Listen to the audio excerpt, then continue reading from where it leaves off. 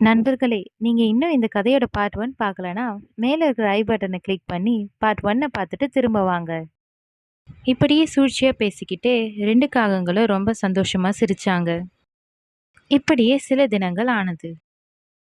அன்னைக்கு ஒரு நாள் லூனாவோட தோழி மிட்டு கிளியும் ராணி புறாவும் லூனாவோட வீட்டுக்கு வந்தாங்க.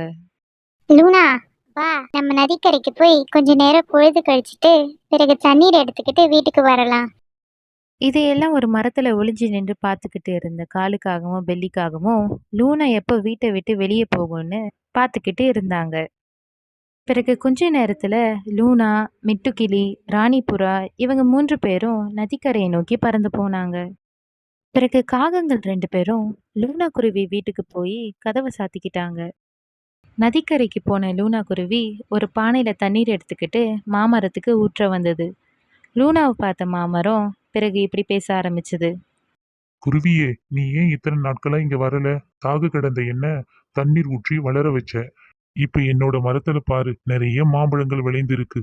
இதுக்கெல்லாம் நீ தான் காரணம். நீ தினமும் வந்து இந்த மாம்பழங்களை பறிச்சுக்கிட்டு போய் சாப்பிடு. ரொம்ப சந்தோஷம் மாமரமே. உங்க மரத்துல உள்ள மாம்பழங்களை எனக்குன்னு கொஞ்சம் எடுத்துக்கிட்டு என்னோட தோழிகளுக்கும் நான் கொஞ்சம் கொடுக்கறேன். இப்படி சொன்ன லூனா குருவி ஒரு கூடை நிறைய மாம்பழத்தை பறிச்சுக்கிட்டு மிட்டுக்கிளிக்கும் ராணி புறாக்கும் மாம்பழத்தை கொடுத்தது. பிறகு 3 பறவைகளும் வீட்டுக்கு பறந்து போனாங்க. லூனா தன்னோட வீட்டுக்கு போச்சு. அப்ப வீட்டோட கதவை யாரோ உள்பக்கமா லாக் பண்ணி வச்சிருந்தாங்க. பிறகு லூனா குருவி கதவை தட்ட ஆரம்பிச்சது. கொஞ்ச நேரத்துல கதவை திறந்துக்கிட்டு 2 காகங்களும் வெளியே வந்தாங்க. என்ன லூனா, இங்க வந்து ஏன் கதவை தட்டுற? வெள்ளியக்கா, காலு அண்ணன், நீங்க 2 பேரும் என் வீட்ல என்ன பண்றீங்க? என்னது, இது உன் வீடா? சாகறதுக்கு முன்னாடி உன் அப்பா அம்மா என்கிட்ட கடன் வாங்கியிருந்தாங்க. கடனை திருப்பி தரலனா இந்த வீட்டை எங்களை எடுத்துக்க சொன்னாங்க. கடனை திருப்பி தராம உன் அப்பா அம்மா இறந்து போயிட்டாங்க. அதனால தான் நாங்க இந்த வீட்டை எடுத்துக்கிட்டோம். அக்கா, நீங்க பொய் சொல்றீங்க. இது வரைக்கும் என்னோட அப்பா அம்மா என்கிட்ட எதையும் மறைச்சதில்ல. நீங்க என்னை ஏமாத்தி இந்த வீட்டை எடுத்துக்க பாக்குறீங்க. இங்க பாரு லூனா, அதெல்லாம் எங்களுக்கு தெரியாது. இப்போ இது எங்க வீடு. சும்மா சொன்னதே சொல்லிக்கிட்டு இருக்காம இங்க இருந்து போ. நீ எங்கேயாவது போய் தங்கிக்கோ. இப்படி சொல்லிட்டு 2 காகங்களும் கதவை சாத்திடுச்சுங்க. பிறகு லூனா குருவியை ஏமாத்தினதை நினைச்சு 2 காகங்களும் சிரிச்சாங்க.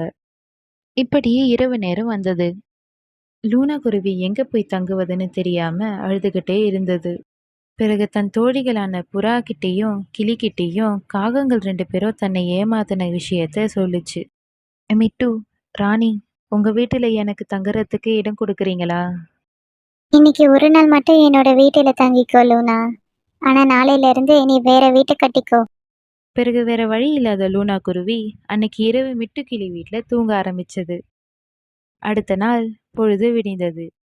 என்ன பண்றதுன்னு தெரியாத லூனா குருவி தான் தண்ணி ஊத்தி வளர்த்த மாமரத்துக்கிட்ட போச்சு. நடந்த எல்லாத்தையும் தெரிஞ்சுக்கிட்ட மாமரம் தன்னோட மரத்திலேயே ஒரு அழகான மாம்பழ வீட்டை லூனா குருவிக்கு கொடுத்துச்சு. குருவி, நீ இனி எங்கேயும் போய் வீடு கட்ட வேண்டிய அவசியம் இல்லை. இனி இந்த வீட்லயே தங்கிக்கோ. இது உன்னோட வீடு. உனக்கு பசிக்கும் போது இந்த மாம்பழங்களை பறிச்சு சாப்பிடு. பிறகு எல்லா மாம்பழங்களையும் பறித்து விற்று வியாபாரம் பண்ணு. அதுல வர பணம் உன்னோட எதிர்காலத்துக்கு ரொம்ப உதவியா இருக்கும். ரொம்ப நன்றி மாமரமே. அந்த காகங்கள் 2 பேரும் என் வீட்டை ஏமாத்தி எடுத்துக்கிட்டாங்க. என்னோட தோழிகளும் எனக்கு உதவி பண்ணல. நீங்க செய்த உதவிக்கு ரொம்ப நன்றி மாமரமே. குருவி, நான் சாக கிடந்த போது நீ தான் எனக்கு உயிர் கொடுத்த. நீ செய்த உதவிதான் பேருதவி.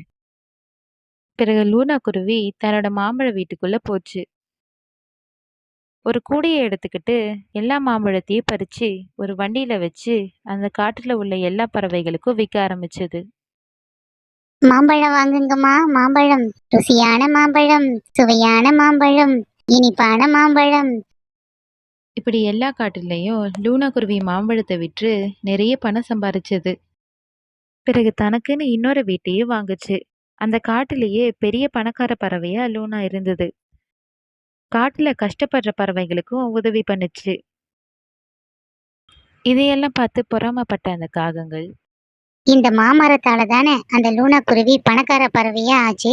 இந்த மாமரத்தை இன்னிக்கே வெட்டி வீசிடலாம். இப்படி சொல்லிக்கிட்டு மாமரத்துக்கிட்ட போன 2 காகங்களையும் அந்த மாமரம் தன்னோட கிளையால அடி அடின்னு அடிச்சு தூக்கி போட்டது. மாமரமே, எங்களை அடிக்காத, அடிக்காத. நாங்க இனி இந்த மாதிரி ஒரு தப்பு பண்ண மாட்டோம். நண்பர்களே, இந்த கதையிலிருந்து நீங்க என்ன தெரிஞ்சுக்கிட்டீங்க?